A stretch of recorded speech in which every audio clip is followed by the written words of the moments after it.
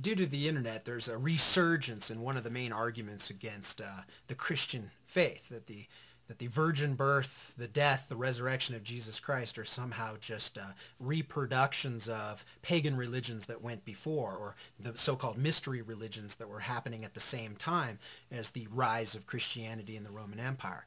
And a lot of these arguments have been made for hundreds of years, and a lot of them have been put to rest quite a while ago, decades ago. But because of the internet and blogs, YouTube, etc., a lot of these arguments are resurfacing. So let's just take a quick look. I mean, first of all, you have the pagan religions that came before Jesus Christ, out of Persia and Egypt, etc. And it's really interesting to note there that there's no similarities whatsoever in these myths. These are really connected to fertility. It's the reproductive cycle of death and rebirth, the seasonal cycles, the virgin birth, so to speak.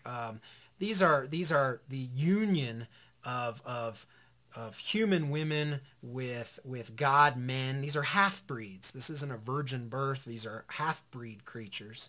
Oftentimes the resurrections are not resurrections at all. These are these dead that come back to life as a plant, a tree, some kind of an animal, a boar, or some superhero in the underworld, which is far from a regenerative rebirth or a regenerative resurrection that comes through Jesus Christ.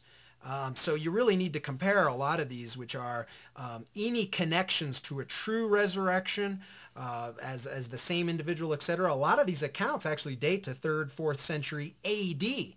See, a lot of these accounts of 1000 BC Egyptian, Addis and such like that, they were added to even 1500 years later with some of these misrepresentations. The mystery religions, yeah, those rose alongside Christianity, 2nd, 3rd century, even 4th century AD. Mithras, for instance. But again, all of those accounts date 100 and 200 years after the New Testament documents were laid down.